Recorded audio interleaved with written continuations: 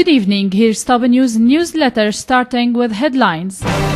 Foreign Ministry Cavusoglu's statements confirms that Turkey is main road for terrorists to infiltrate Syria.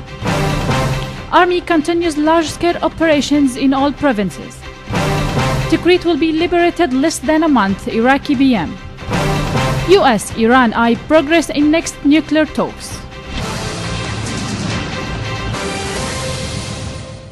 A source at Foreign and Expatriates Ministry said that confirmation by Turkish Foreign Minister Mevlut Cavusoglu that terrorist Hayat Boumediene entered Turkey on January 2nd and crossed into Syria on January 8th constitutes a clear official confession that Turkey is still a main road for foreign terrorists to infiltrate into Syria and return to their countries in blatant violation of the UNSC Resolution 2170 and 2178.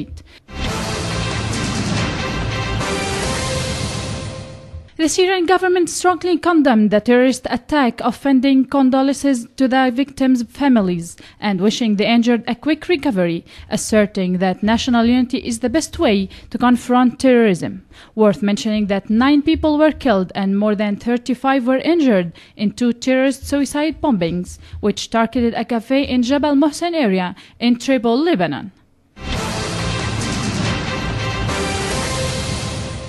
In Damascus countryside, army units continued carrying out operations against terrorists in Jobar, uncovering a network of tunnels connecting a number of buildings in the area. The tunnel network is around 200 meters long, while 2 other tunnels terminated in bases where the terrorists planned their operations, and many terrorists who were holed up in the tunnels were eliminated.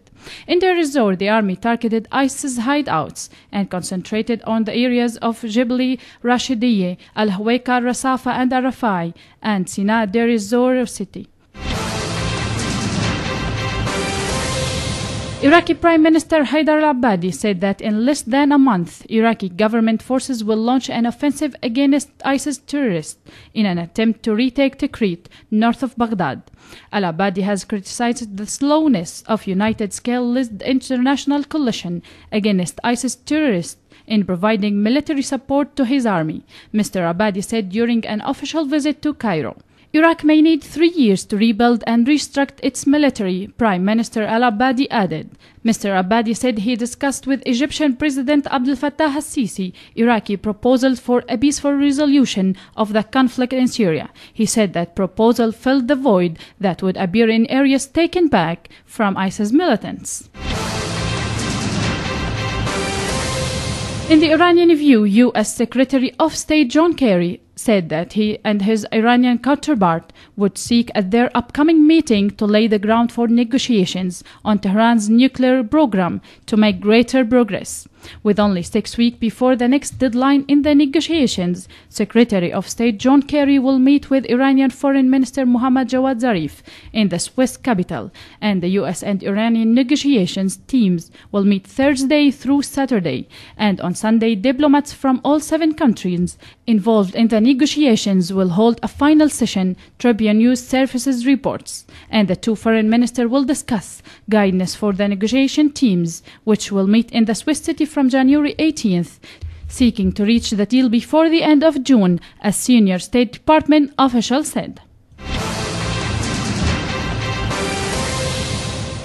That's all for today. Thanks for joining us. I'm Nibal Hneidi. Good night.